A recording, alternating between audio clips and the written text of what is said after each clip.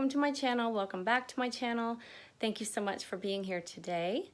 I know that it's been a while since I posted a video. I've just been kind of busy with a lot of different projects, but I'm back today. There's something that I really wanted to talk about, and forgive me, I'm usually at my desk sitting down doing these videos, and I can't record out there today, so I'm in my bedroom, like in the corner, holding the camera. So if the video is a little bit shaky, it's because I'm moving around. This is kind of what I do when I'm recording the podcast. I walk around. And it's also because my arm is going to probably start to shake because it's hard to hold this thing up for a very long time. My muscles are sort of shaking already. So I may be switching hands a little bit too. So please just bear with me and listen to the message. I want you to stick it out with me to the end, okay? So I want to talk today about the question that I'm asked most often when it comes to the work that I do, which is, why do you do this work? It's not the question that I get asked first. It's not normally the thing that people come right out and ask me. It takes a little bit of small talk first. They'll ask me, how did you get started? They'll ask me a lot of different questions. And then finally, the conversation will come back around to, so why exactly are you doing this? And I love this question. I don't mind answering it. I have noticed some things about it though, so that's why we're going to talk about it. Now, normally, when I am asked this question, it's with a little bit of aggression or disgust. I'm not even kidding.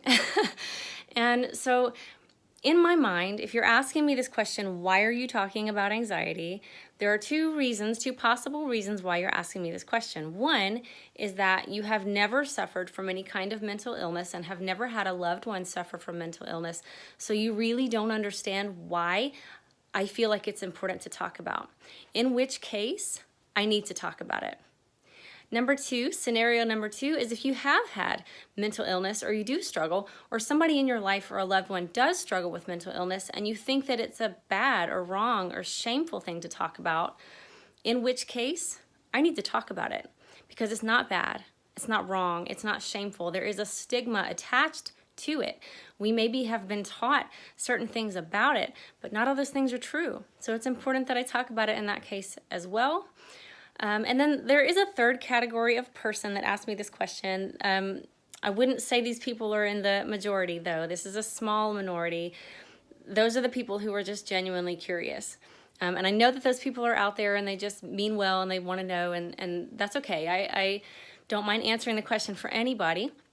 But I think in general, the people fall into one of those two categories. You either have had mental illness and you think something's wrong or bad or shameful about it, or you have never experienced it and you really don't understand what I'm doing. And both of those are great because both of those are an opportunity for me to educate, okay? My end goal is to reach some commonality with you. So that's always what I'm going for, is some kind of commonality. So I've written down on notes. If you see me looking down, I'm looking at my notes as I always do. So with every option, I'm always really happy that this opportunity presents itself because it presents an opportunity for me to open a dialogue and talk about mental illness in a lot of different ways, depending on the conversation and what we're talking about and what the context is. But I love that the question gets asked, and I can normally tell just by the way someone asks it, which one of the categories that they fall into, and I sort of try to answer it towards the reason that they're asking.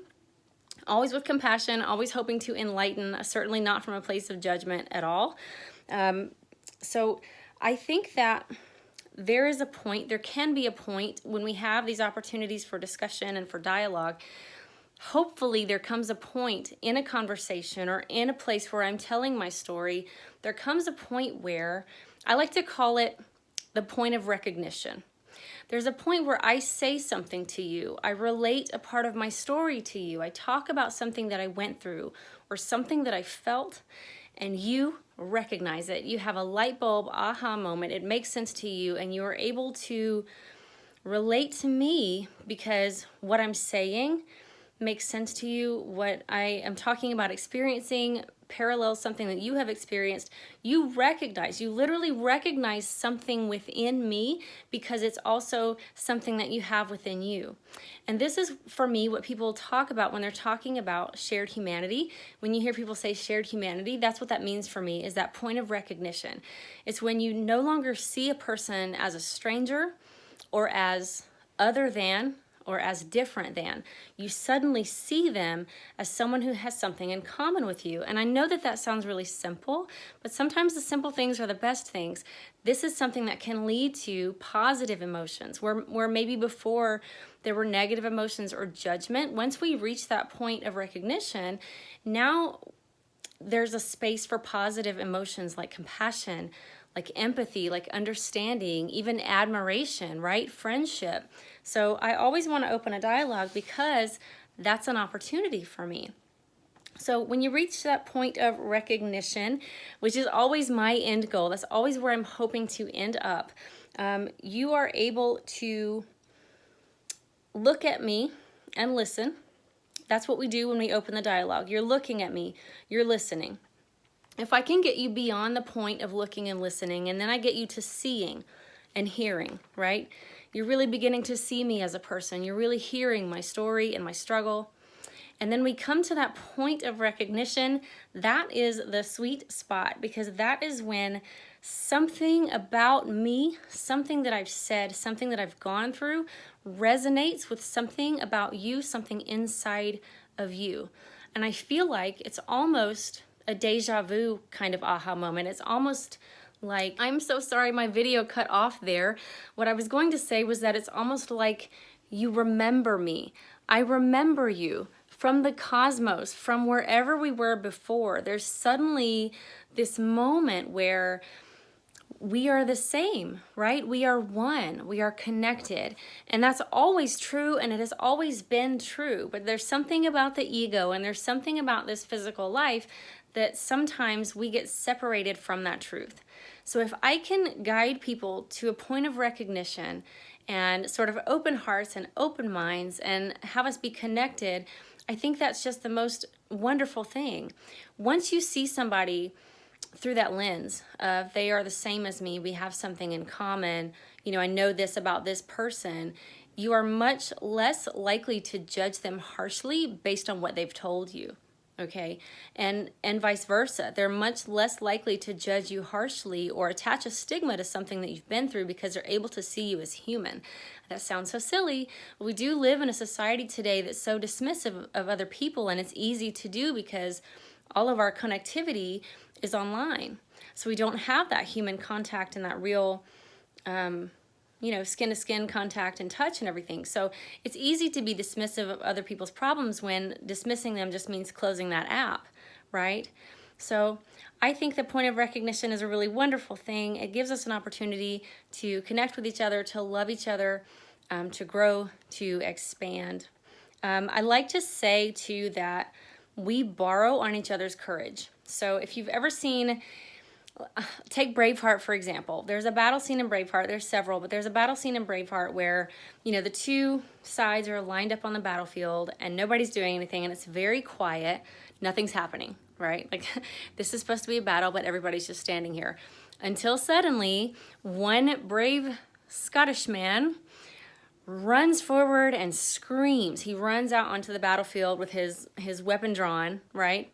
As soon as he does that, everybody behind him starts rushing the field and screaming and brandishing their weapons as well. It took the one guy. So this is kind of like that for me. I'm okay with being the one guy. I will rush the battlefield. If me talking about what I go through in an honest and vulnerable way and showing you hard days as well as good days, and trying to be as honest as I can, if that helps other people, if that helps you to tell your story, to be vulnerable with others, to look for that point of recognition in other people, then I have done my job. Then I have fulfilled my purpose. Because that's really why I'm here. And that's why I do this. That's why I do this. So thank you to those of you who have asked me that question. If you ever see me in person, please don't be afraid. Don't hesitate to ask that question first. It's actually my favorite question because it opens up that dialogue, because it helps us to come to an understanding, to have a heart for each other, to reach a point where we recognize each other as people, as humans, right? So I think that's all I wanted to say today. If you have questions, if you have comments, if you love this video, if you have a story about this, if Braveheart's your favorite movie, leave me a comment down below and let me know. Like this video, please, because that helps me get seen on YouTube.